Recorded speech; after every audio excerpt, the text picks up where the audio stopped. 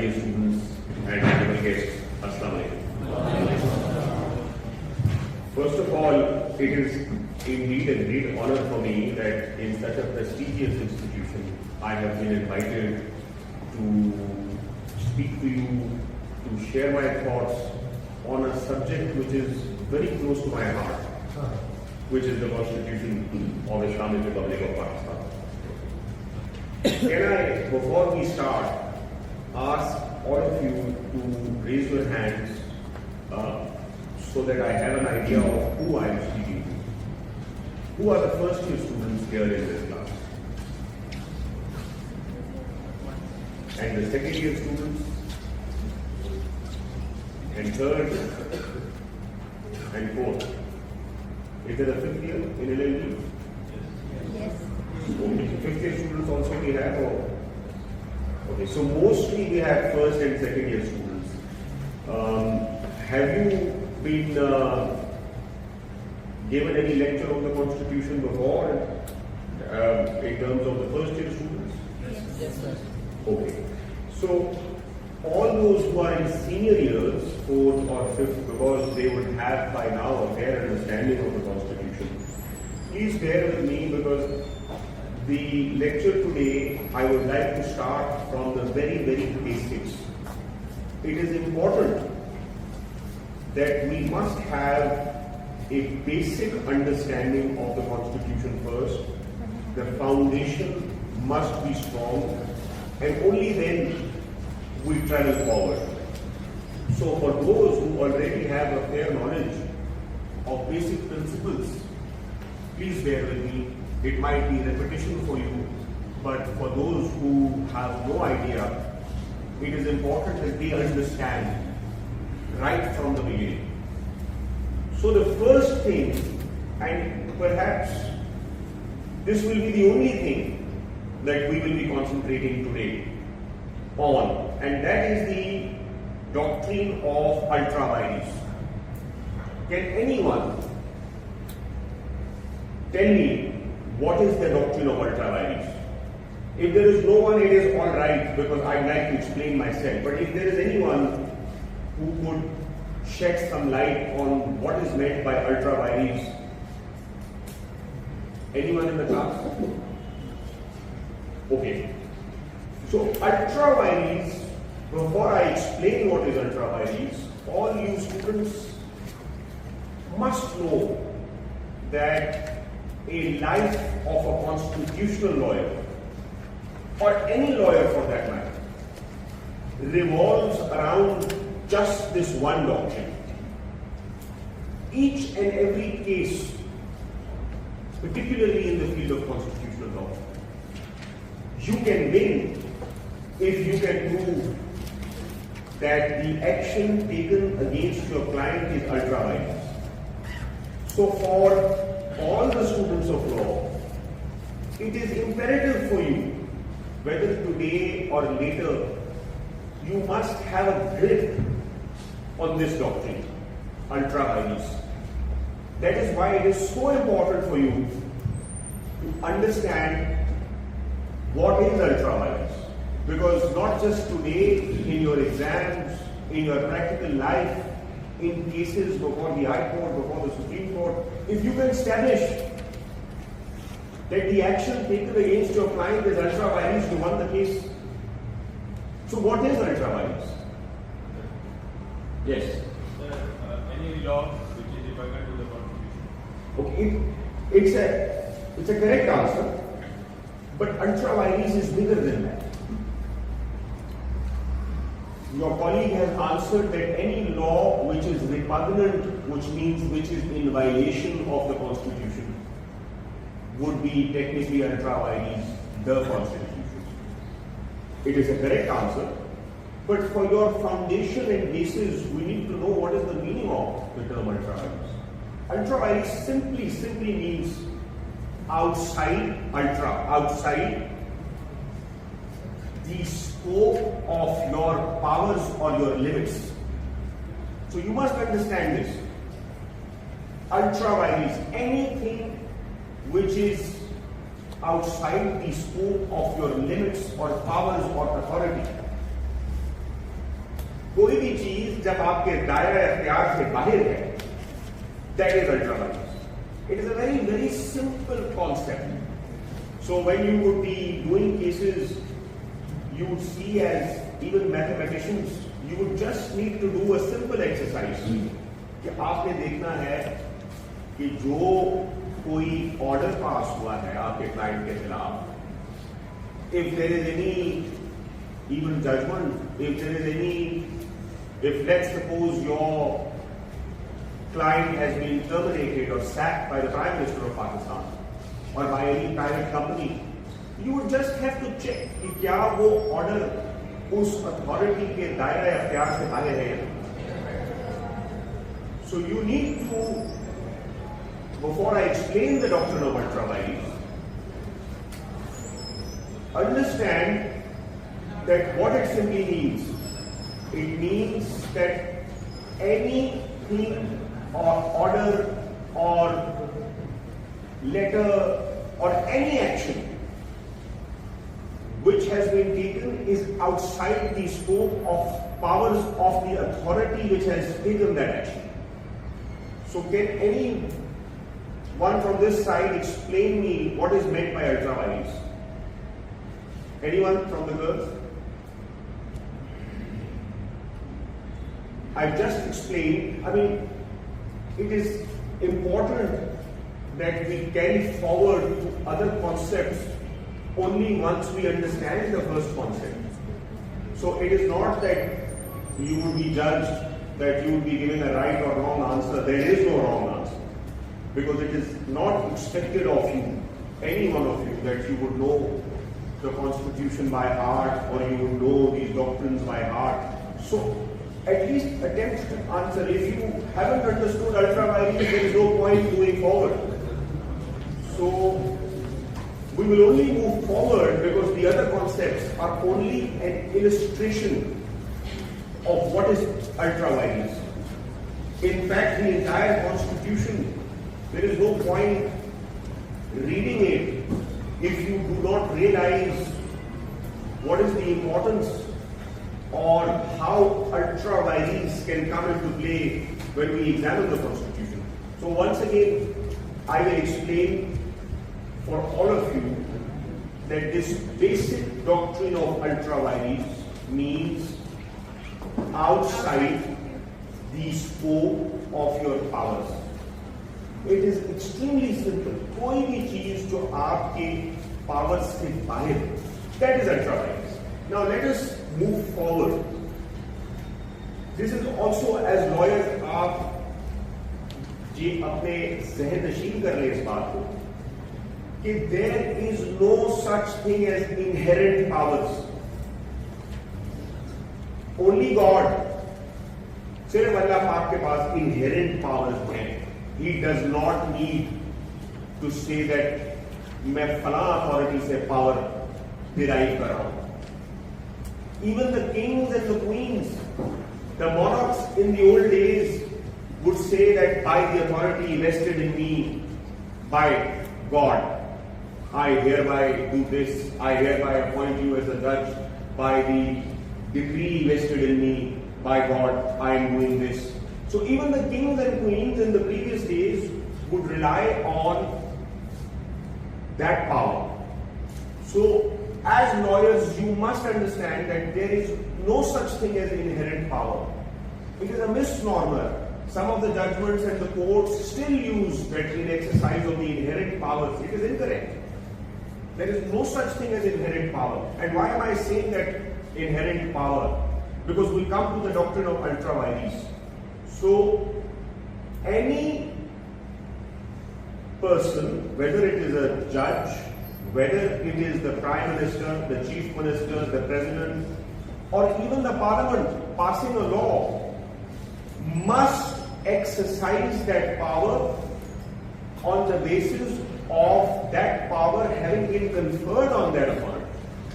So आप अपनी practical fields में जब जाएंगे तो आप देखेंगे क्लाइंट आपके पास आएगा कि sir I have been appointed but I have been terminated, और किसी ने मेरी फैक्ट्री सीज कर ली, इस तरह के डिस्प्यूट्स प्रैक्टिकल लाइफ में आपके पास आएंगे. I have a, let's say I have a sugar mill, but मेरे खिलाफ कोई रेड हो रही है. आप कहेंगे जी दिखाइए ऑर्डर कहाँ है, which authority has passed that order against you? Because आप कोर्ट तक जाएंगे तो court, you have to challenge that order. Now when you see the order will say, in exercise of the powers conferred on me by X Act passed by the Parliament. So this is very important to understand that almost in every case you will have an order where you will see that the person who has passed that order has passed it not because he has some inherent powers. You will never see, if you see any order passed by the Prime Minister or the Chief Minister or the President saying that in exercise of my inherent powers, it is a nullity in the eyes of the law, you don't need to look anywhere else, it is a void order, because no person has inherent powers or authority. So, why am I focusing on inherent powers and authority?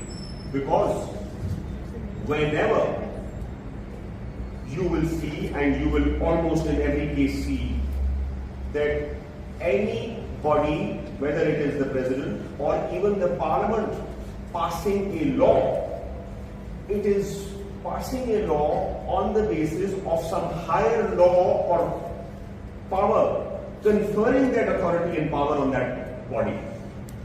So as lawyers, in almost every case, you will have an exercise to check.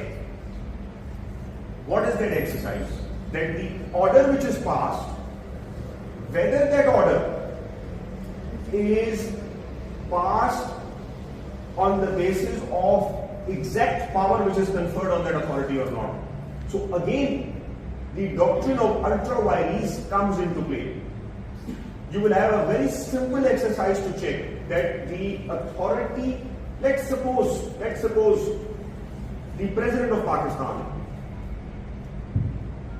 we all know, and those who don't know, has the authority to appoint judges of the High Court and the Supreme Court and the Federal Circuit Court.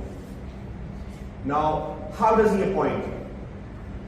Does he say that I, the President of Pakistan, because I like someone's face and because he's related to me, I am appointing someone as the judge of the court?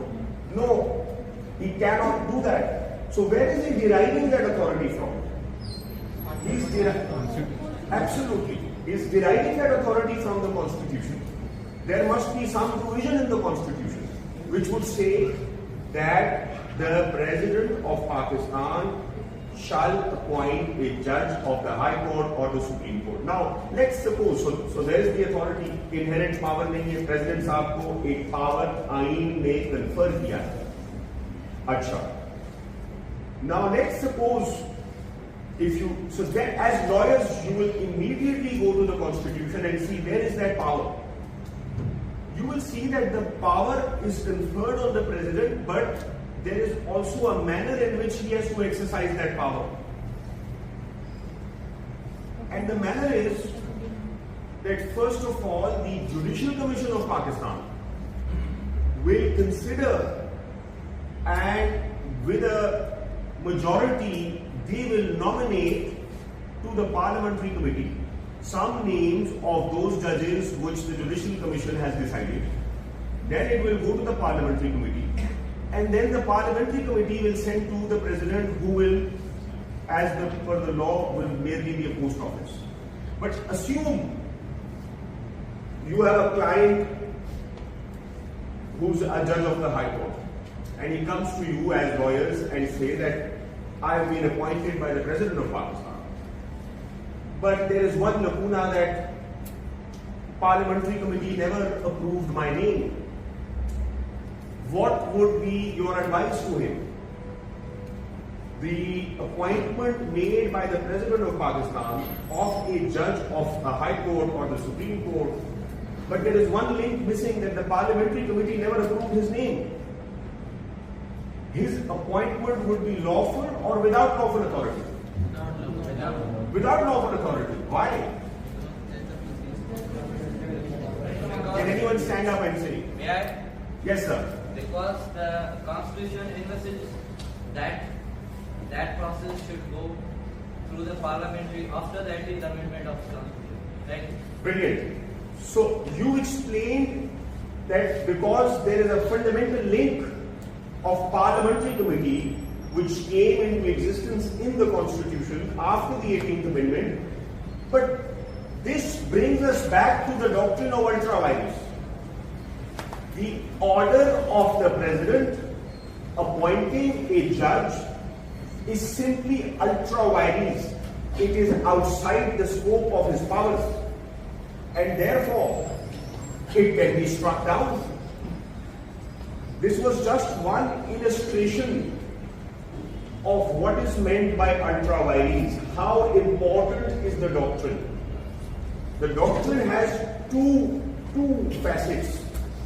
One, not only must the power be conferred on you, so two things. Always as lawyers you will check कि किसी भी authority में चाहे वो parliament क्यों ना हो, and we will consider the example. अगर कोई power, अगर कोई order pass किया है या कोई कानून pass किया है, तो you will have to see and examine it for yourself whether that body first of all had the power. Which is the higher law which confers power on that body? That is the first tick or exercise you will have to make. And the second one will be, if fine, power is there. Like in this previous example, the president had the power. But whether that power has been exercised in exactly the same manner as prescribed in the Constitution is the second check. So even if the power is there, but if it is not exercised in the same manner as provided in the Constitution, the order will still be ultra vires. The order passed by the president or anybody for that matter, because it is in, even if it is in slight violation of the Constitution, it will be ultra vires. So this is the doctrine of ultra vires.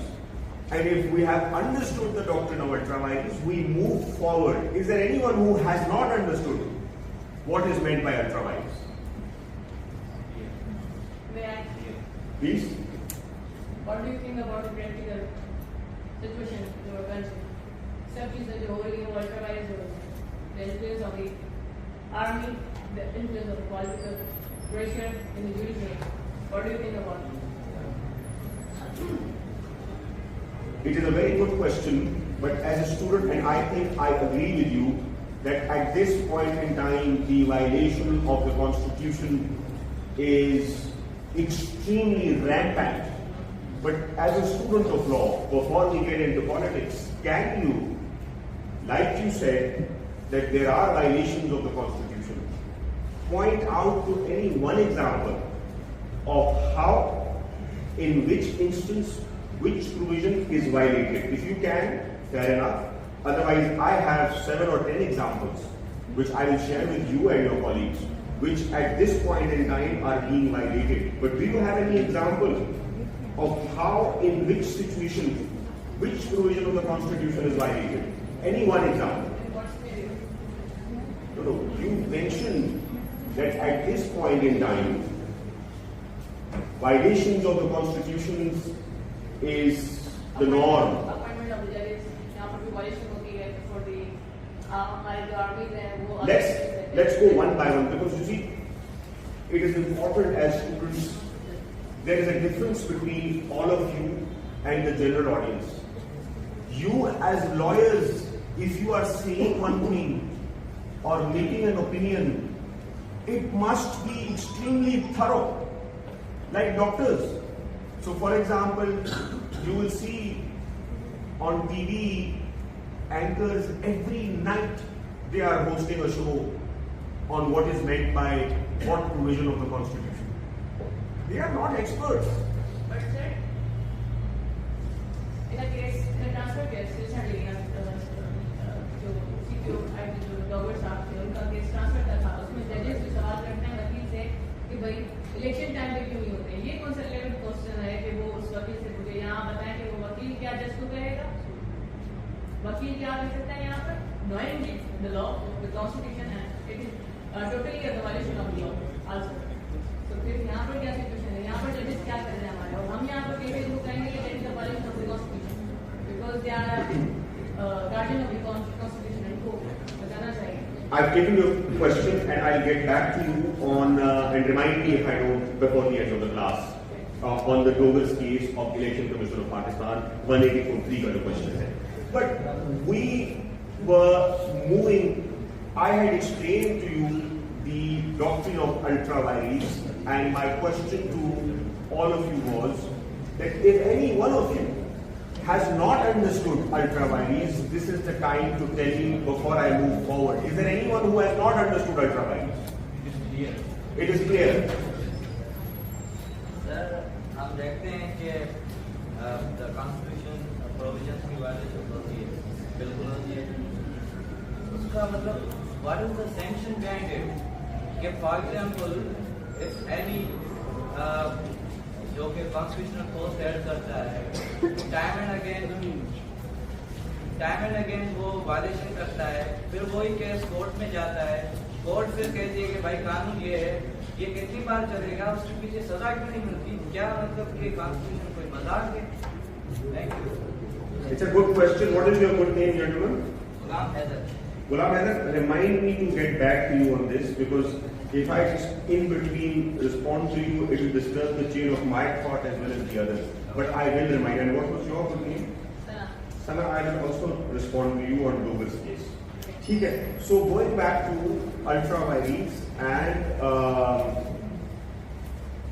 moving forward to another beautiful concept in our constitution. But before I move on, this is the point that we must, especially purely from a constitutionalist's point of view, unlearn the reality as to how the Constitution came into being. The Constitution came into being through the Parliament. Parliament gave birth to the Constitution. But for the sake of one moment, I urge you to forget this. Because as a pure constitutionalist, you must believe that everything, including the Parliament, has come into existence through the Constitution. And once you start thinking like that, you would see that nothing is above the Constitution. So for example, today, if we have a Parliament, why do we have a Parliament? Because the Constitution says there shall be a Parliament which will be consisting of what? The National Assembly, the Senate, and the President of Pakistan. That is the Parliament. There will be a duration of the Parliament for 5 years because the Constitution says so. The members, their qualifications and disqualifications are provided in the Constitution. Article 63A became very famous recently, we'll come to that. But similarly, the Supreme Court, the Judicature, the High Court, the Supreme Court, the Federal Shariat Court, how the members are to be appointed, that is also prescribed in the Constitution. Their powers, Article 199, 184, 1, 2, 3, 185, their contempt powers, everything is prescribed in the Constitution. Prime Minister कैसे होगा, कैसे बनेगा, Federal Government क्या है, Provincial Governments क्या है, Provincial Assemblies क्या है, Election Commission of Pakistan क्या है, ये तमाम चीजें Constitution create करता है और फिर उनके powers prescribe करता है. Now, as an ordinary person, even if you are not lawyers, if any body created by the Constitution, such as the Parliament, let's say, goes outside the limits prescribed by the Constitution, उसका effect क्या होगा? Ultra vires. Ultra vires. If the Parliament violates or goes outside the sphere, it is ultra vires. So the most important point, which will be extremely relevant and useful for you for the rest of your lives, will be that the Constitution beautifully earmarks the territories between the provincial assemblies and the parliament. Article 142. Can we have Article 142? Please remember this exercise. My associate Hisham, he works for me and he can vouch for it, that in almost every case when we file constitutionally, we find out that sometimes the parliament has acted beyond their powers. Sometimes the president or the prime minister has acted in violation of what is given to them in the constitution. Where still a new state, our constitution is relevant. It is compared to the Australian constitution, the US constitution, the Canadian constitution, even the Indian constitution. Our constitution only came in 1973. But the other constitutions of the world have been 200 or 300 years old, so they have committed these mistakes and learned by the code. But we are relatively new. Our governments, our parliament, our prime ministers are still making new mistakes. But this is good for us as lawyers, isn't it? Because in developed countries, they don't make these mistakes. They are so obvious that there is no chance of making such a mistake. But here, in a country like ours, we are still learning, there is still trial and error, because constitution एक चीज black and white में provide करता है, and right in the face of it we violate it. I will pause here, and you must have seen the vote of no confidence, which happened a few months ago, and keeping everybody's political views aside and respecting everybody's political views, thinking purely as a constitutional lawyer, the Constitution imposes a restriction on the Prime Minister that only in one situation you cannot advise the President to dissolve the assemblies. It is as clear as daylight. There is no question of interpretation. It says the Prime Minister can at any time advise the President to dissolve assemblies. Only in one situation you cannot do it. What is that situation? When a vote of no confidence is moved against you, what does he do? Exactly when a vote of no confidence is moved against him, he advises the President to dissolve the assemblies. And then it became as if that was a constitutional right exercised by him. Now, I don't want to express any opinions, but this is a straightforward provision in the Constitution. And then the Supreme Court came to our rescue, fair enough, because that was a blatant illegality. Similarly, I am not going to just make one opinion. Similarly, the elections to take place in 90 days is a command by the Constitution. And what the previous government did, the present government is also following the footsteps, or maybe is violating the Constitution even in a worse manner. 90 days elections is a command in the Constitution. There is no way you can avoid it unless you have a financial emergency declared by the President in the manner as prescribed in the Constitution. But yet, what are the governments doing? They are violating the Constitution. And which is where you come in as lawyers who will get clients consisting of political parties, consisting of private parties, and you can go to court and seek a declaration any time. But before you do that, it is important you understand the powers and beauty of the Constitution. So we come back to a question which was posed to you, was pertaining to doctrine of ultra vires. What are the powers of our parliament? As lawyers, and as a lawyer, I tell you, nowhere in the world is it so easy to challenge and obtain a declaration from a court that a law passed by the parliament is ultra vires and get it struck down.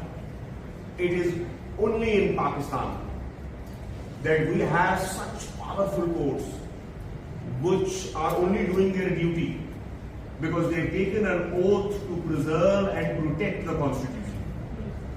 They don't pass orders because, God forbid, they are higher in form than the parliament. No, they have their own role. Their role is, what I am explaining it to you today, is to check the constitution and see whether any act passed by the parliament is outside the spheres or limits prescribed by the constitution. If they feel and they see that an act passed by the parliament is patently contrary to the constitution, it is not up to them to just sit tight and be quiet about it. It is their duty. It is their obligation, because this is what they are paid for. They have to protect and preserve the constitution.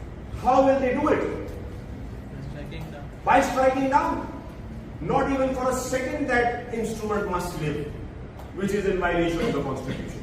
So now we come back to, whilst this concept is fresh, let us look at how our constitution has beautifully earmarked the territories between the provinces and the federation. In a federal republic, this is the most difficult part for constitution makers, कि दो competent governments के बीच में powers की distribution कैसे की जाए, ये कैसे decide किया जाए कि एक ही वक्त में, अब सूबा सिंध में दो governments काम कर रही हैं, the federal government and the provincial government, and then there is local government also. But here, as we speak, you are subjected to two different governments, federal government and the provincial government. But where do these two governments derive their power from? Constitution. There must be, अगर ये काम अच्छी तरह ना किया जाए, तो there must be overlapping.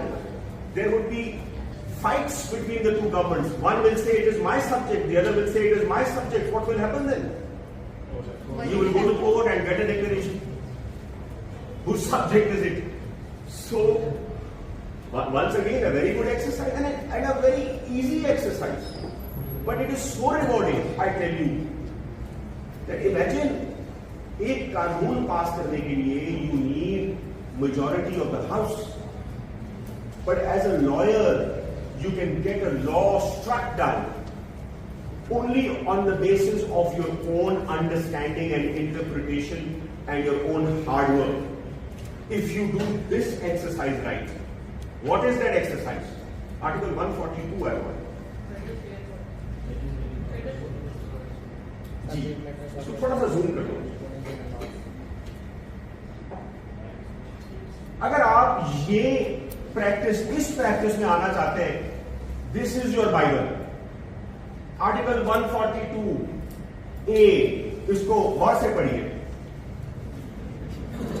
Parliament shall have exclusive power to make laws with respect to any matter in the federal legislative list. Let's pause here.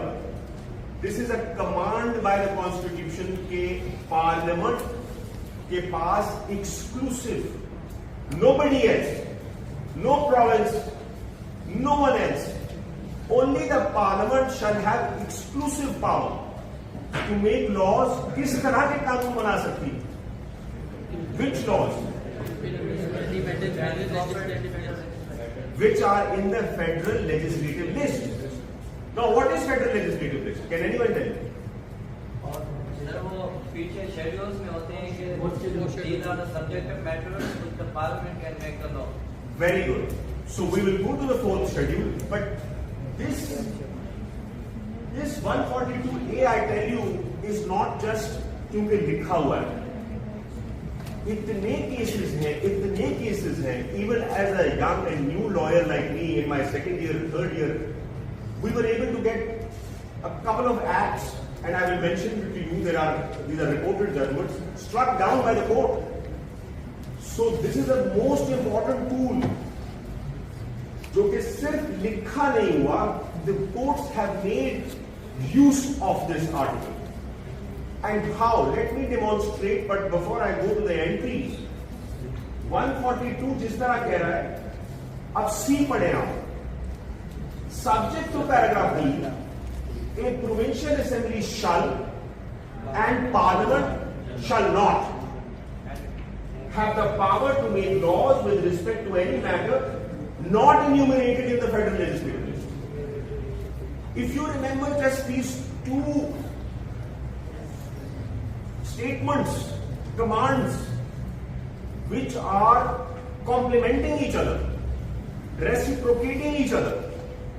One is saying कि जो चीज फेडरल लेजिस्लेटिव लिस्ट में लिखी हुई है उसका exclusive अख्तियार parliament के पास है. दी अदर इज सेइंग जो चीज वहां नहीं है वो पार्लियामेंट के पास उसका अख्तियार है ही नहीं, और सिर्फ प्रोविंशियल असेंबलीज को है. अगर हम ये दो चीजें याद रखें, I tell you, life will become so simple as lawyers for you, that whenever a client comes to you, as I told you before, he would almost always be aggrieved by an order, and वो order pass किसने किया होगा? किसी कानून के तहत किया होगा, किसी अथॉरिटी से वो पावर डिराइव कर रहा होगा. सबसे पहला चेक आपका ये होना चाहिए कि ये जो लॉ जिसके तहत ये ऑफिसर पावर्स इस्तेमाल कर रहा है, क्या ये लॉ पार्लियामेंट ने या प्रोविंशियल असेंबली ने 142 के मुताबिक पास किया या नहीं किया. अगर आप पहले चेक में ही कामयाब हो जाते हैं, then any order will go outside, will have no value in the eyes of law. So let me give you a test case very quickly. We had a client which was, in fact, there were so many sugar mills. And sugar mills have a very lucrative business. But there was an authority created by the parliament under PSQCA Act, Pakistan Standard Quality Control Authority. Has anybody heard of PSQCA? Have you heard of ISO? International Standard Organization, or ISO से certified शुदा. For Pakistan, the Parliament under 142A, in exercise of the powers conferred by the Constitution, passed a law which was PSQCA Act 1996. Now, under that law, the scheme of the law was that Pakistan में जितनी भी अशियाएं हैं उनको PSQCA जो कि authority है, जो कि वो कानून क्रिएट करता है, उससे सर्टिफाइड होना है. सो PSQCA was like a police on all the items, whether you are manufacturing a cooler, whether you are a sugar mill, whether you are in creating any furniture, anything. PSQCA एक police है उसके ऊपर, जिसने check करना है कि भाई आपका मयार क्या है, is it of that Pakistani standard के मुताबिक है कि नहीं. फिर वो उनको एग्जामिन करते हैं और फिर एक स्टैंडर्ड नोटिफाई करते हैं कि जी आपका शुगर का मयार हमारे स्टैंडर्ड के मुताबिक 1777 होना चाहिए. Now, PSQCA, created by the federal law, had one mandate to certify and give a standard of items. So they issued a notice to the sugar mills कि हम आ रहे हैं आपके ऊपर रेड कर रहे हैं, because we believe that you have produced sugar which is not compliant with the standard that we have issued. So The sugar mills were terrified because obviously if they were to be raided, their stock worth billions of rupees was to be seized. क्योंकि एक PSQCA कानूनी इदारा जिसकी standard के मुताबिक sugar नहीं थी according to the letter. So as lawyers, when they came to us, हमें क्या देखना है उसका उस लेटर में? What do we have to see? Sir, whether it has been in the federal legislative list or not. You see, the letter was issued by an officer, sub-inspector. I am the competent authority acting in exercise of the powers conferred under PSQCA Act, and I am giving you notice कि मैं आपके ऊपर red करने आ रहा हूं. अब आपका client रोता हुआ आपके पास आया और कहता है जनाब रेड होने वाली है, आप मुझे बचाएं. तो आप क्या करेंगे? Sir, as you have mentioned, कि first check हम देखेंगे कि वो उस डोमेन में आता है, powers conferred है या नहीं. बिल्कुल ठीक है. तो एक has everybody understood the query before we attempt to answer it? Yes? Yes. So what is the query? Almost क्योंकि आपकी प्रैक्टिकल लाइफ में यही होगा कि आपके पास क्लाइंट आएगा कोई लेटर लेके, कोई ऑर्डर लेके, कोई डॉक्यूमेंट लेके कि मुझे नौकरी से फारिग कर दिया, मैं ग्रेड 20 का ऑफिसर था, मुझे बाईपास करके किसी और को प्रमोट कर दिया, मेरे खिलाफ रेड होने वाली है. You will see the order and the order will say in exercise of powers conferred under फला एक्ट. तो आपका पहला काम क्या होगा? कौन सा एक्ट है भाई? You see the act. First thing as lawyers you will do is forget everything else. भाई वो कानून लेके आना. So वो कानून आएगा, आप पढ़ेंगे. अच्छा, PSQCA एक्ट लिखा हुआ है. सबसे पहला right there you have to see कि ये कानून पार्लियामेंट पास कर सकती है. पहला question you have to see must in every case, या ये कानून प्रोविंशियल असेंबली पास कर सकती थी? अगर पार्लियामेंट पास ही नहीं कर सकती थी, forget about the merits of the case. चाहे आपका क्लाइंट रंगे हाथों पकड़ा गया, because the action has been taken without lawful authority, it is ultra vires. हर किसी का एक दायरा इख्तियार है. अब अगर कोई डॉक्टर है, क्या आपको वो अपनी प्राइवेट जेल में बंद कर सकता है? No, it is the police. FIR होगी, पुलिस ने करना है. सो सिमिलरली हियर PSQCA अगर पार्लियामेंट का अख्तियार ही नहीं है आईन के तहत, तो PSQCA का कानून is nothing, is a nullity in the eyes of law. It is a fraud on the constitution, because the constitution only empowers the parliament to do what? That is legislative listed. Absolutely. Sir आप इसमें entries में जाएं. सो पहला test जो हमने check किया कि let us सी PSQCA का जो कानून है वो पार्लियामेंट ने ठीक बनाया है या नहीं बनाया. So we go to federal legislative list, we skim through the entries, and I thought this is the relevant entry, entry 27.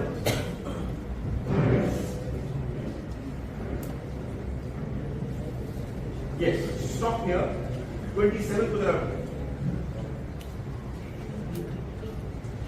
Can you zoom in? Okay. So who can read it for me? Or I can read it for you, and then somebody can say that you want to read it. Import and export across customs frontiers as defined by the federal government, interprovincial trade and commerce trade, and commerce with foreign countries, standard of quality of goods to be exported out of Pakistan. All right. Now, what is your interpretation under this entry? Parliament is exclusively competent to pass a law. And why do you think PSQCA Act Pakistan Standards Quality Control Authority Act is not in compliance with entry 27? Not in some- It is not. Why? Not mentioned in this list. No, let's understand this. What we have been trying to say is that entries में वो power मौजूद होना चाहिए और उस power को लेके आप कानून साजी कर सकते हैं. तो ये 27 जो है, इस 27 में क्या ऐसी चीज है जिससे आपको लग रहा है कि PSQCA का कानून ठीक नहीं है आपके क्लाइंट के कॉन्टेक्स्ट में? Yes. सर यहाँ पे स्टेटेड है कि जो गुड्स एक्सपोर्ट होंगे उन पे होगी Brilliant. 10 out of 10. एक्सपोर्ट के लिए 10 out of 10. So, sugar mills are based in the province. It is not yet determined कि sugar बाहर जा रही है या नहीं जा रही. PSQCA वफाकी हुकूमत या पार्लियामेंट को सिर्फ और सिर्फ एक लिमिटेड अख्तियार है. Goods to be exported out of Pakistan. So you can, and the parliament, so इसका मतलब क्या है? Exported out of Pakistan, मतलब, what about the domestic consumption? The constitution, the legislature was aware that domestic consumption में ये exclusive सवादी provinces का है. Because हमने 142C जब पढ़ा, वहां ये लिखा हुआ था कि anything which is not mentioned in the federal legislative list belongs exclusively to the provinces. So they could have said standards of quality of goods, full stop. Why did they say to be exported out of Pakistan? Because they wanted to confer a very limited authority to the parliament. So that is one example of how the entire act or the action insofar as PSQCA was trying to act like a police in the province on those items which were used for domestic consumption. उनकी authority को High Court ने कलदम करार दे दिया. It is a reported judgment. If you are interested, we can share it with you. Hamirpur खास sugar mills का case है और फिर सुप्रीम कोर्ट ने उसको अपहोल्ड किया. तो एक simple action which started from a raid resulted in the very law being challenged and the authority of PSQCA was curtailed and set aside. Now let us move on. I hope I am with you insofar as understanding the power of the Constitution. Abhi, whilst we stay here, I want to ask one thing from you. आपने नैब का नाम सुना होगा. अब नैब एक वफाकी इदारा है जो एंटी करप्शन के सब्जेक्ट पे पर्टिकुलरली अकाउंटेबिलिटी, आपने करप्शन उसके प्रीएम्बल में लिखा हुआ है to guard against corrupt practices. But federal legislative list में नैब या एंटी करप्शन या करप्ट प्रैक्टिसेस का जिक्र कहीं भी नहीं. So as lawyers immediately we can get excited कि NAB is ultra violence, let's file a petition और जाके उसको अल्ट्रावाइज कर देते हैं. आपके क्लाइंट्स को नोटिस आते हैं आपके लिए, नोटिस को छोड़े, मेरी करप्शन को छोड़े, आप पहले ये बताएं कि आपका डीजी साहब ने पावर कैसे इस्तेमाल किया. NAB ordinance is ultra vires, where आप पढ़े, आप इसमें ऊपर नीचे करें. आप अपने पास ideally I asked requested the principal साहब कि आपके पास अगर कॉन्स्टिट्यूशन की कॉपी होती तो बहुत अच्छा होता. You could have gone and seen it yourself and it is very nice when you read it yourself and then we discuss. That's how it happens in court also. So, इस तरह फायदा नहीं होगा. They won't be able to see it, but you can go home and see it yourself.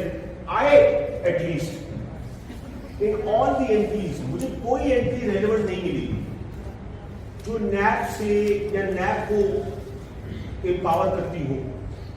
अच्छा, on the contrary, provinces के पास ये अख्तियार होने की justification ज्यादा है. Why? Because it is not mentioned in the federal legislation. Absolutely, number one. But then we also have to think about our logic and past experience also. Anti-corruption department is a provincial department. We have Anti-Corruption Act, जो कि 1947 से लेके अब तक चला आ रहा है. So not just us, even under the Government of India Act, before us in the undivided Pakistan, even back then, it is an admitted position कि anti-corruption provincial subject. अगर वो provincial subject नहीं होता तो anti-corruption का law नहीं होता. So, I think my reading of this is that anti-corruption or corrupt practices एक provincial subject है. और अगर नहीं है तो how can the two coexist? Because you just read कि You just read कि जी कोई चीज फेडरल लेजिस्लेटिव लिस्ट में नहीं है तो वो एक्सक्लूसिवली प्रोविंशियल है एंड प्रोविंसेस एंटी करप्शन के कानून भी पास कर चुके हैं. So what is your understanding of this anomaly? To me, it is a very anomalous situation. But I would not like to give a finding or share my opinion with you because we have to move on to other subjects. But for all of you, you can go back home, you can think about it, and then you can examine the provincial law, you can examine the federal law. It is not as straightforward. The federation also has arguments in their favor. ये नहीं है वो किसी और entry पे rely करके कह सकते हैं. For example criminal law. Now this is a very interesting topic because NAB. Now first of all criminal law किसकी फील्ड में? Provincial. And anyone else?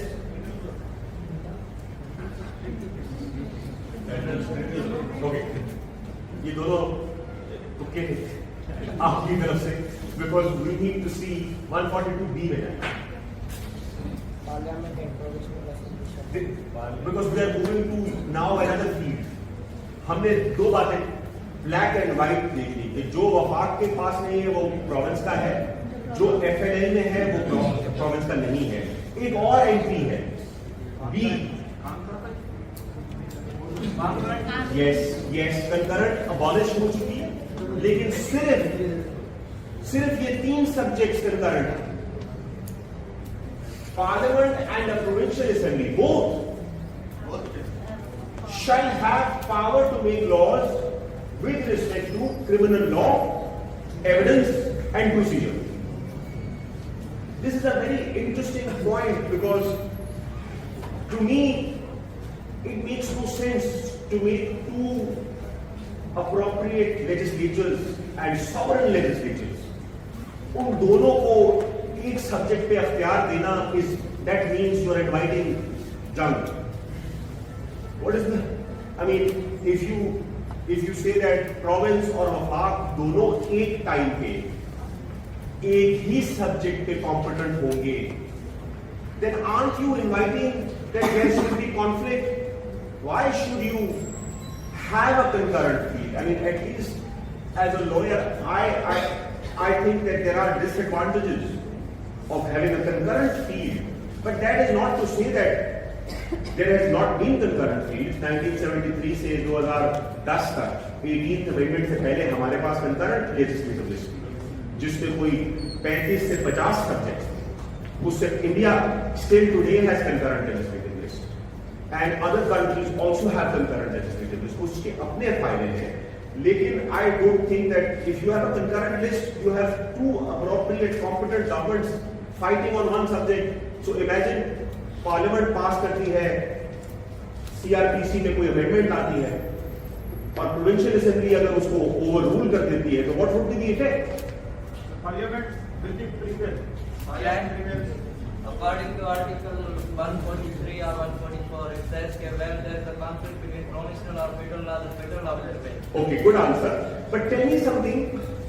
So at the moment there is NAR law, which is passed under the authority of the Parliament.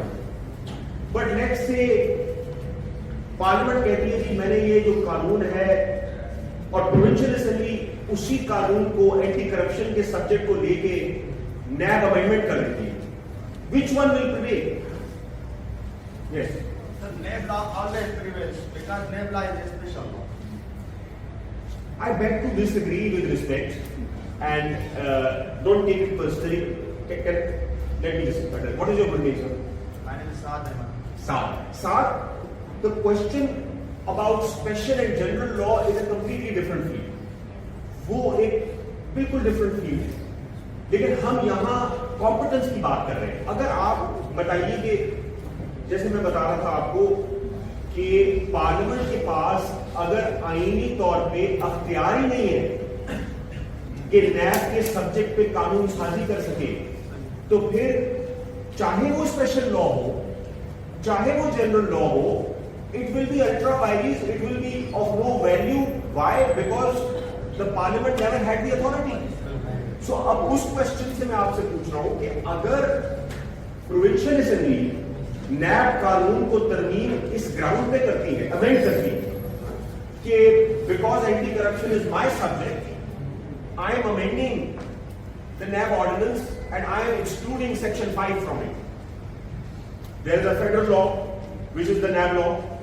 Then there is a provincial law which is also NAB amendment 23. Which one will prevail? The federal law is prevail.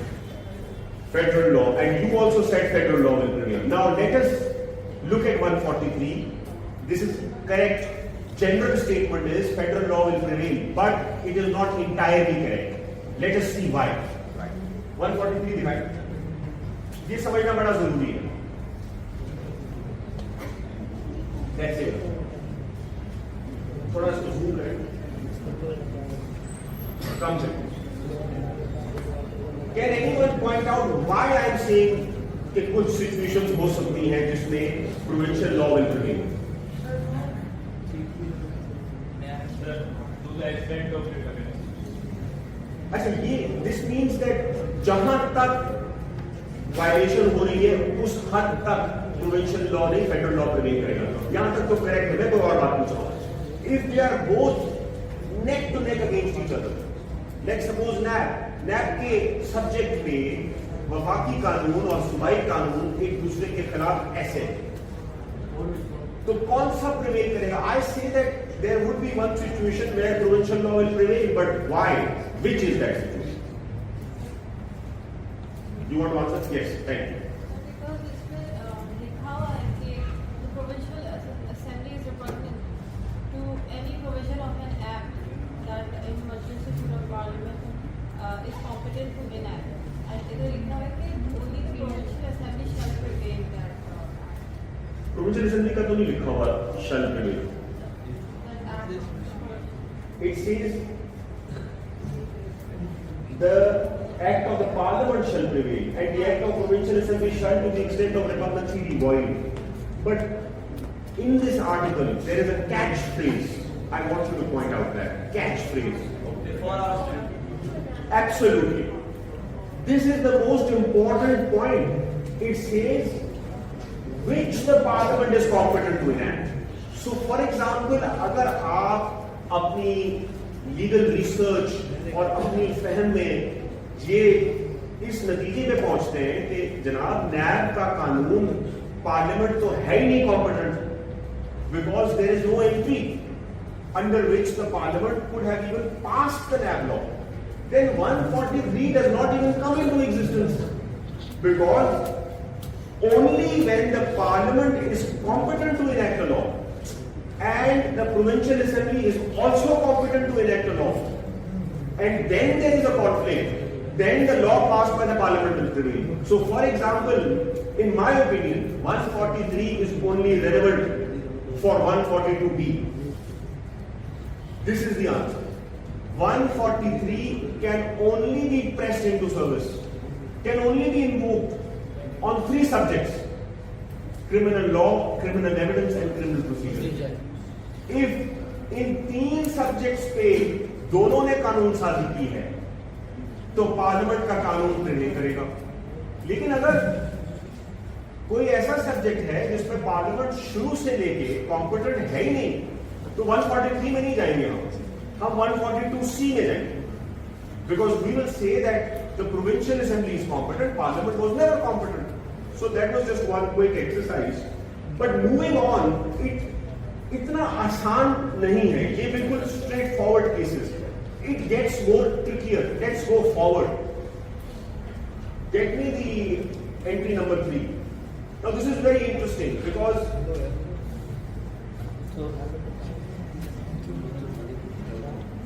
sometimes, and you would be surprised, आज भी इतने straight forward cases आते हैं कि entry है ही नहीं, जनाब पार्लियामेंट ने कानून साजी की हुई है. Now for example health is a provincial subject. It has always been a provincial subject, but we have Ministry of Health at the federal level. Why? There is no backing in the constitution.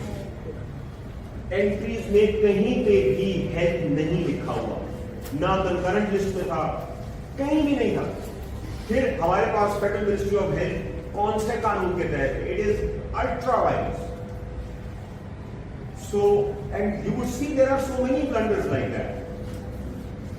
But let us talk about another interesting situation.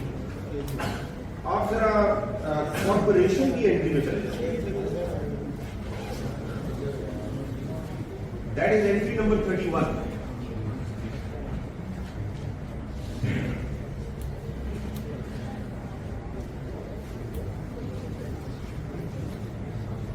This is a very interesting entry, and I have seen lawyers relying on this entry. So much so that they say that a province can never regulate a company. इस entry की क्या ये तशरीह हो सकती है कि क्योंकि कॉर्पोरेशंस का लफ्ज लिखा हुआ है तो एक सूबे में कोई भी कानून किसी कंपनी को रेगुलेट नहीं कर सकता? Is that the interpretation? If that is not the interpretation, what is the interpretation? Can anyone tell? जी सर, इसमें बकायदा मेंशन है कि वो कॉर्पोरेशन जो प्रोविंस के अंदर है, प्रोविंस के अंदर ही काम करती है, तो उस पर जो प्रोविंस है वो काम कर सकता है। अच्छा, आपका अटेम्प्ट ठीक है, लेकिन इसको दोबारा अगर पढ़ें, कॉर्पोरेशन, दैट इज टू से the incorporation, regulation, winding up of trading corporations, including banking, insurance, financial, but not including corporations owned or controlled by a province, carrying on business only within that province, or cooperative societies, corporations, whether trading or not, with objects not confined to a province but not including universities. Now, अब इसको पढ़ने के बाद federal legislative list में legislature का मकसद क्या था, इस एंट्री का स्कोप क्या है? अगर कल को इस प्रोविंस में एक कंपनी है, कोई भी प्राइवेट कंपनी, कोई भी, और वो कोई है, जैसे let's suppose city school, let's suppose beacon house, and Beacon House is a company, is a corporation, and violates, let's say, the school ordinance. School ordinance कहता है, province के तमाम कानून है कि जी आपने बच्चों की स्कूल की फीस इस तरह से इससे ऊपर नहीं जानी और आपने हम province के laws के साथ register करना है. Can the Beacon House say that no, I am a corporation under 31, provincial law मेरे पे लागू नहीं होता? कह सकता है कोई? No. Why? Because controlled by a province and carrying business on only within the province. May I explain this? Because this is the constitution. We have to read it very, very carefully. We have to understand each and every word. Look at this. इन्होंने कहा corporation, ये नहीं कहा कि corporation के सिलसिले में companies के तमाम सब्जेक्ट्स, अगर कंपनी कोई क्राइम करती है तो पुलिस उसको अंदर करेगी, उसके सीईओ को अंदर करेगी, प्रोविंशियल कानून उस पर लागू होगा। लेकिन दैट इज टू से the incorporation, regulation, winding up, इसका मतलब यह है कि SECP जैसा कानून, security exchange Commission of Pakistan, कि अगर किसी कंपनी ने उस कंपनी के सिर्फ दो मैटर्स कि जनाब आपने रेगुलेट, आपने कहां रजिस्टर होना है, तमाम companies are to be registered with Securities Exchange Commission of Pakistan, चाहे वो सूबाई कंपनी हो, चाहे वो फेडरल, चाहे वो कराची में हो, चाहे वो सखर में हो, चाहे वो किसी भी डिस्ट्रिक्ट में हो। ये एंट्री सिर्फ और सिर्फ उसकी इनकॉर्पोरेशन, वाइंडिंग अप और रेगुलेशन से मुताल्लिक है। बस अगर कोई कंपनी किसी ने रजिस्टर होना है तो फेडरल लेजिस्लेटिव लिस्ट के तहत वफाकी कानून पास होगा, such as Securities Exchange Commission of Pakistan. वो एक कानून है, वो ये कहता है कि किसी भी कंपनी ने अगर कंपनी बनना है सबसे पहले मेरे साथ आके रजिस्टर हो। ये कानून SECP जैसा कानून प्रोविंस पास नहीं कर सकता। बट इसका मतलब ये नहीं है कि प्रोविंस अगर किसी हेल्थ के सब्जेक्ट के रेगुलेट कर रहा है, अगर प्रोविंस किसी हॉस्पिटल को रेगुलेट कर रहा है कि आए जी आप एक हॉस्पिटल है आगा खान मेरे से रजिस्टर हो आके, Aga Khan can't say that entry 31 की बेसिस पे आप मुझे रेगुलेट नहीं कर सकते। क्यों? Because entry 31 only pertains to registration, winding up, incorporation of corporations. It does not pertain to illegal acts, illegal activities, registration, licensing of companies. So that is the scope of entry 31. लेकिन क्या कोई ऐसी situation है जहां SECP जैसा एक और इदारा कंपनी की इनकॉर्पोरेट कर सके प्रोविंशियल लेवल पे? है कोई ऐसी situation? Anybody? The answer is there. But not including corporations. कौन सी corporations? Owned or controlled by a province. So Sindh Bank. Sindh Bank is a bank which is owned and controlled by a province. It doesn't have to be registered with SEC. लेकिन अगर Sindh bank सूबा पंजाब में दफ्तर खोलना चाहे और अगर वहां कोई ब्रांच रखना चाहे तो फिर SECP से रजिस्ट्रेशन जरूरी है। सो ये इस एंट्री 31 का स्कोप ये है। But we have seen lawyers arguing entry 31 to mean कि प्रोविंस किसी कंपनी के किसी भी तरीके से रेगुलेट नहीं कर सकता। प्रोविंशियल 500 नहीं 5000 सब्जेक्ट्स हैं।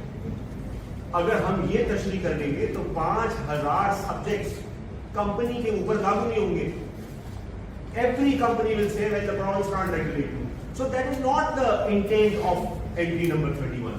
That's the point of telling you this was that at times हम बहुत जल्दबाजी में एंट्रीज पढ़ते हैं। एक एंट्री, एक लफ्ज एक्सट्रीमली इंपॉर्टेंट है। आप सबकी फर्स्ट रीडिंग इसकी क्या थी? And now you've seen it, you've examined the entry. इसका स्कोप अभी भी शायद हमारे जहन में नहीं है। There would be so many things hidden in this entry.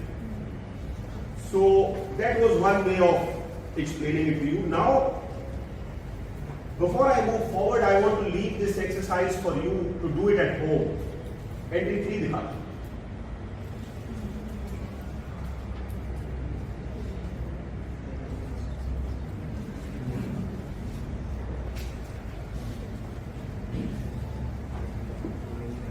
This is a very, very complicated question of law, which is external affairs, implementation of treaties and agreements. अब यहां पॉज कर रहे हैं।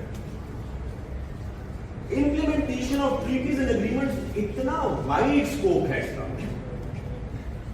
कि सवाल ये पैदा होता है कि अगर पार्लियामेंट एंट्री नंबर 3 की बेसिस पे सब्जेक्ट ऑफ हेल्थ और एजुकेशन जो कि एक्सक्लूसिवली प्रोविंशियल सब्जेक्ट है उस पे कानून साजी करती है, उसका फेट क्या होगा? So let's suppose the parliament passes a law and states that एक सूबे में हेल्थ के मयार ऐसे होने चाहिए।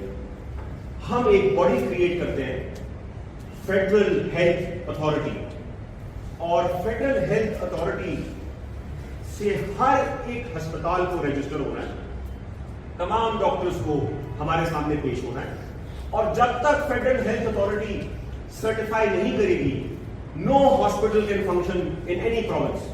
Now if this comes to a constitutional lawyer like me, I will say nothing doing, it is void, absolutely without proper authority. But the federation can come forward and go to a smart lawyer, and the lawyer might advise the federation that, sir, there is nothing wrong. You have a right under implementation of treaties and agreements. Pakistan is a signatory to ये 4 treaties हैं, आपने UN की treaty की हुई है, आपने ये agreement किया हुआ है, उसमें लिखा हुआ है कि पाकिस्तानी हुकूमत इंश्योर करेगी कि मिनिमम बेसिस पे हेल्थ के स्टैंडर्ड्स ये होंगे।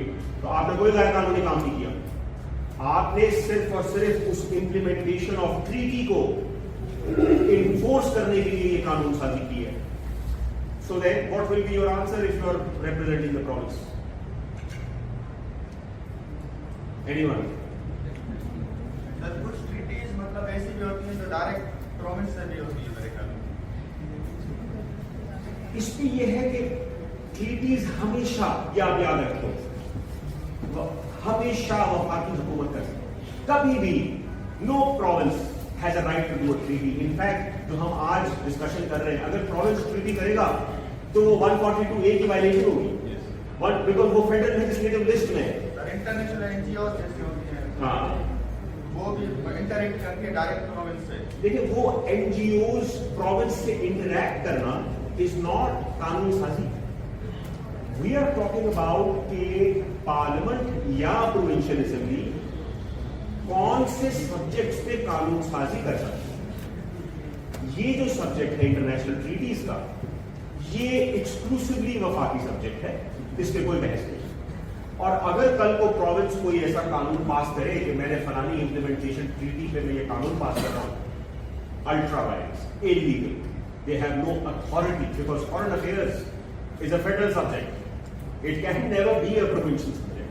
So a province cannot legislate in respect of a treaty. Yes, ये अपने कानून में जरूर कह सकता है प्रोविंस की फलानी ट्रीटी में भी ये चीज है, बट क्योंकि ये मेरा सब्जेक्ट वैसे ही है, so लिहाजा उस ट्रीटी की इंप्लीमेंटेशन भी हो सकती है। There's nothing to prevent the province, but source of competence cannot be treaty, subject matter of treaty. So thank you. Coming back, province का फिर क्या जवाब होगा अगर वफाकी हुकूमत ये कहती है कि जनाब हेल्थ मेरा सब्जेक्ट नहीं है, एजुकेशन मेरा सब्जेक्ट नहीं है, पुलिस मेरा सब्जेक्ट नहीं है, और so on and so forth, 500 subjects हैं, लेकिन मैं फिर भी कानून साजी हो सकती है because I am only doing my job, I am implementing the UN treaty. What would be the answer of the province? Constitution 142A के तहत कॉन्स्टिट्यूशन में जो बात कही गई है कि जो लेजिस्लेटिव लिस्ट में नहीं है वो प्रोविजनल सब्जेक्ट है, तो प्रोविजनल कहेगा कि कॉन्स्टिट्यूशन मुझे गाइड देता है कि ये मैं कर सकता हूँ, बाकी नहीं कर। That's correct, but legislative list में वफाक कहेगा कि इंप्लीमेंटेशन ऑफ ट्रीटी तो है, तो मैं ये कानून साजी एक ट्रीटी को इम्प्लीमेंट करने के लिए कर रहा हूँ, और उस ट्रीटी में जब आप खोलेंगे तो लिखा होगा हेल्थ और education. So again, this is a complex field of law. I don't want to give you a quick answer. Go home, read into it and look at cases and then form an opinion. But today what we have done is we have discussed the most easiest entries जिसमें आपको लगे कि यार black and white हो ही नहीं सकता. Then we have also touched upon difficult entries and most complex. It gets even more complex where you will see इतनी overlapping है कि you would not be able to decide who's the appropriate legislature, and that is when the courts, beauty of courts start. This is a very, very basic introductory lecture. We are not even starting to go into complexities. The courts, ये तो हमने पहले जो एक चीज जो हमने सवा घंटे में कवर कर ली, this is very, very introductory, but it is important for you. It should remain with you for the rest of your life. But it becomes difficult, it becomes more interesting because courts have developed techniques how to decide कौन से legislature का क्या right. वो बजाय आपको लगता होगा कि वफाक का है, बजाय लगता होगा प्रोविंस का है, but eventually the courts decide the other way around. Because ये काम 1973 के कॉन्स्टिट्यूशन से शुरू नहीं हुआ. The British Parliament, उन्होंने कनाडा का कॉन्स्टिट्यूशन बनाया, वहां पे ये सारी लेजिस्लेटिव एंट्रीज थी, वहां पे डिस्ट्रीब्यूशन ऑफ पावर्स थे. फिर ऑस्ट्रेलिया का कॉन्स्टिट्यूशन बनाया, फिर गवर्नमेंट ऑफ इंडिया एक्ट 1915, फिर 1935, फिर इंडिया ने अपना कॉन्स्टिट्यूशन बनाया जो हमारा 73 का कॉन्स्टिट्यूशन है. It is the best constitution because we have learned from mistakes committed by all other constitutions and we have tried to perfect it. We have tried to resolve ambiguities and create a document which has less difficulties. So I have seen other constitutions, but this is by far the most easier and one which connotes to cooperative federalism, which is a different subject. We'll talk again. You have had a question, please. That's what I want to expand to that is the duties के हवाले से जो duties हैं वो Senate and National Assembly both houses जो है ratified करती हैं. तो हमारे जो province के नुमाइंदे हैं वो Senate में equally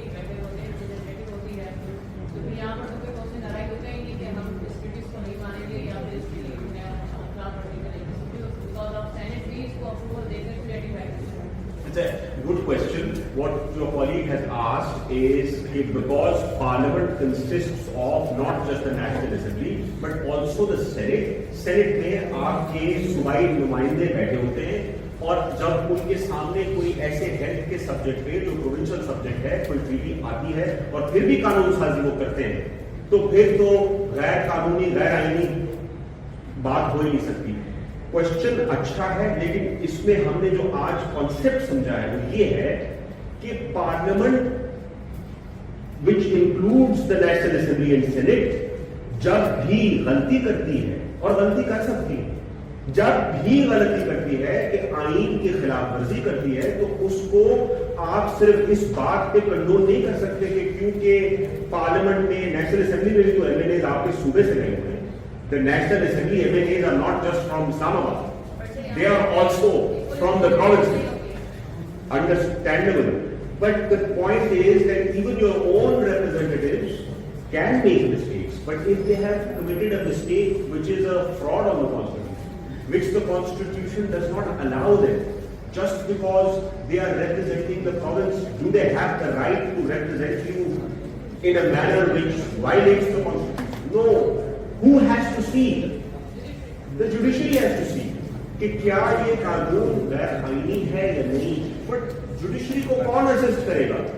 All of you as lawyers, once you understand this concept that distribution of legislative powers kya hai, then you with full conviction can assist the judiciary and the judiciary can strike down any act which is in violation of the Constitution, and any act which is passed by the Parliament in violation of the Constitution is what? Ultra vires. Any order passed by the President in violation of the Constitution is ultra vires. Now, before I answer, I think we will end by in 5 to 10 minutes, if that's all right. Or must I end? Okay. So, we have discussed distribution of legislative powers. The Constitution not just distributes legislative powers, it also distributes executive authority. ये अभी हमने बात की कि कौन कानून साजी कर सकता है किस सब्जेक्ट पे। एग्जीक्यूटिव अथॉरिटी इतनी कॉम्प्लिकेटेड नहीं है, 2 प्रोविजंस हैं, आर्टिकल 97 है जो कहता है और आर्टिकल 137 प्रोविंस का, बहुत सिंपल है।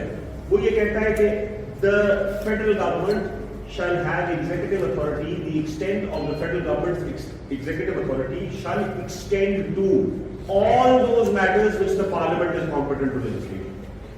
So, जहां लेजिस्लेटिव अथॉरिटी है executive authority follows. Prime minister साहब वो ऑर्डर पास कर सकते हैं उस सब्जेक्ट पे जिसपे पार्लियामेंट को कानून साजी का अख्तियार है। ये नहीं हो सकता कि पार्लियामेंट को अगर हेल्थ पे कानून साजी का अख्तियार नहीं है तो प्राइम मिनिस्टर साहब ने ठीक है लॉ पास नहीं हुआ लेकिन मैं अपना एक यूनिट क्रिएट करता हूं national health services. No, because executive authority follows if you have legislative competence. अगर लेजिस्लेटिव कॉम्पिटेंस नहीं है एग्जीक्यूटिव अथॉरिटी हो ही नहीं सकती। That is the executive authority. We move on to another field which is property. ये एक बहुत ही खूबसूरत कॉन्सेप्ट है हमारे आईन में कि अगर आपके पास किसी सब्जेक्ट पे कानून साजी का अख्तियार है उसका मतलब ये नहीं है कि आपके पास प्रोप्राइटरी राइट्स भी है। Let me give you an example. हमारे सूबे में you would have gone from Karachi to Hyderabad, there is super highway. We all travelled on super highway. It was previously super highway, now motorway ने उसको national highway का नाम दिया। Same strip is being called as national highway, authority ने motorway बना दिया उसको। Question arises कि जनाब national highway NHA is a federal subject, but क्या फेडरल सब्जेक्ट की बेसिस पे आप इस एसएम लॉ कॉलेज को नेशनल हाईवे अथॉरिटी का दफ्तर बना सकते हैं? क्यों? The parliament will say NHA is a federal subject, हम यहां पे एक दफ्तर बना देते हैं। Why not? There must be some protection in the constitution. क्या सिंध हाई कोर्ट को आप तब्दील करते हो और कहें कि नहीं जी यहाँ पे वफाकी हुकूमत NHA का दफ्तर बनाना चाह रही है? नहीं बना सकते। सिमिलरली सूबाई जमीन जिसपे सुपर हाईवे बना हुआ है उस पे आप नेशनल हाईवे का रोड कैसे बना सकते हैं और चार्ज करते हैं toll tax? It is provincial land. You must first of all acquire it from the province. You cannot on any piece of land say that क्योंकि नेशनल हाईवे अथॉरिटी मेरा सब्जेक्ट है मैं आपके इस रोड पे national highway बना देता हूं। That cannot happen. You must also have, तो legislative competence नेशनल हाईवे पे तो सब्जेक्ट आपका है, but you must also have proprietary rights. Why am I saying that? Because the Constitution realizes this and has created a scope and separate protection for you, which is 172 दिखाएं था article. ये दो articles आप याद रखें।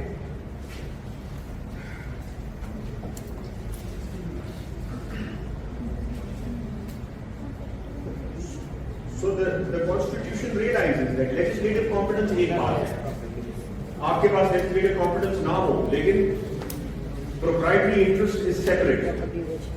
So 172 says any property which has no rightful owner shall, if located in a province, vest in the government of that province, and in every other case in the federal government. So very simple, अगर आपका घर है, आपके पास title documents है, वो आपकी property है।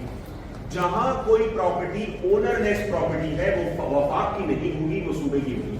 सो आपके जो तमाम बंजर जमीनें हैं जो किसी के नाम पे नहीं है, जो तमाम डेजर्ट्स हैं, all your land unless anyone says कि ये मेरी मौरूसी जमीन है, it belongs to the province.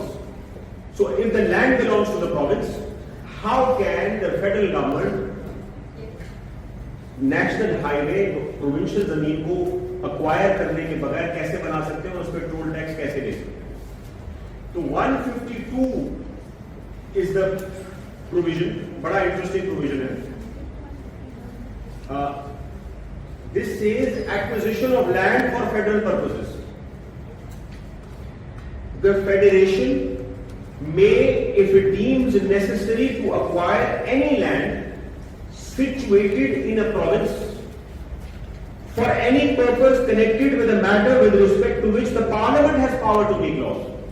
So, अगर वफाक को ये लगता है कि कोई सूबाई जमीन उस खास मकसद के लिए जिस मकसद पे वफाकी पार्लियामेंट कॉम्पिटेंट है लेजिस्लेशन करने के लिए, सच एज NHA, तो फिर क्या होना चाहिए?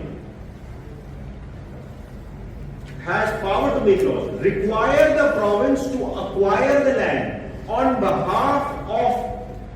its behalf and at the expense of the federation. This is very important. That अगर कोई वफाकी प्रोजेक्ट के वफाक को लगे कि ये प्रोविंशियल जमीन हमें यहां पे से सुप्रीम कोर्ट की बिल्डिंग चाहिए, supreme court is a federal subject. So if they want to create a Supreme Court building, they can't convert the High Court into Supreme Court. They have to request the province to acquire the land at the expense of the federation. And once the land is acquired, then they can do whatever they want. This says to transfer it to the federation on such terms as may be agreed in default of the agreement as may be determined by an arbitrator appointed by the Chief Justice of Pakistan. This is a beautiful provision which creates such an equality कि कहीं वफाक अपने powers इस्तेमाल करते हुए किसी province के साथ ज्यादती ना करे। तो even on federal subject the constitution says कि पहले आप सूबे से वो जमीन अक्वायर करेंगे at the expense of the federation, और अगर पैसों में कोई डिफरेंस है तो chief justice of Pakistan arbitration करेगा between the two. I mean, how else could have you protected the interest of the provinces? Last thing before I leave you is one discussion on the appointment of judges of the Supreme Court. I've written an article on that also. You can see it.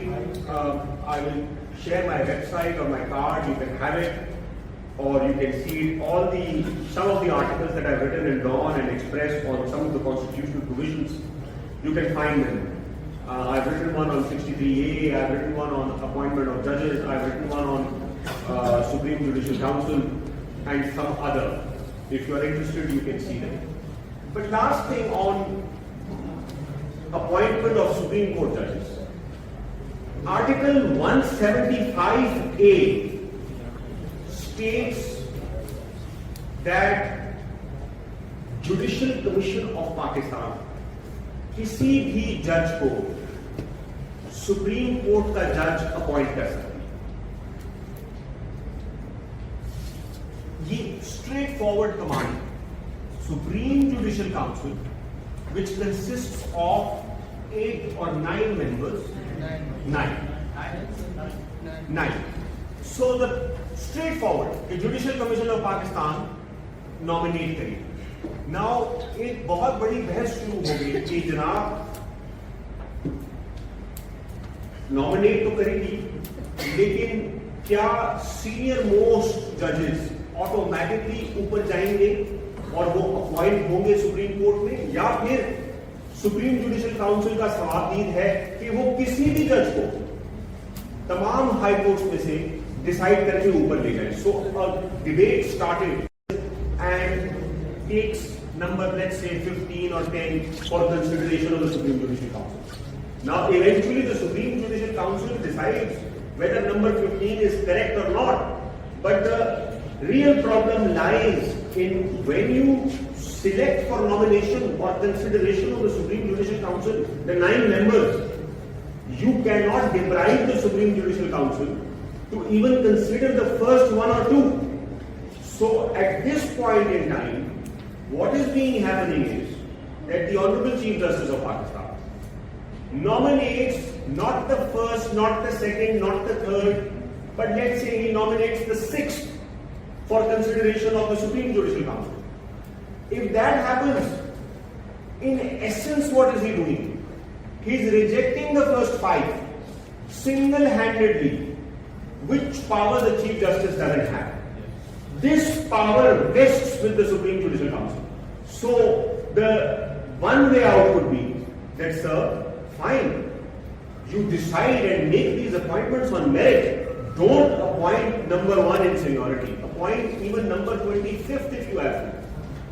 But at least the Supreme Judicial Council should consider number 1 first, number 2 second, and if the Supreme Judicial Council says no, or in top are rejected, they should be rejected. But the Chief Justice of Pakistan, with respect, the Honorable Chief Justice, so far has been making nominations by single-handedly rejecting the top tier. In my humble opinion, that power does not vest with the Honorable Chief Justice. That power, the Constitution, vests expressly with the Supreme Judicial Council. So that is one anomaly. But there could be so many other interesting examples, interesting case studies. This was only an introductory lecture, and I'm very thankful to all of you for having patiently listened to this lecture. Thank you very much. Mehrbani.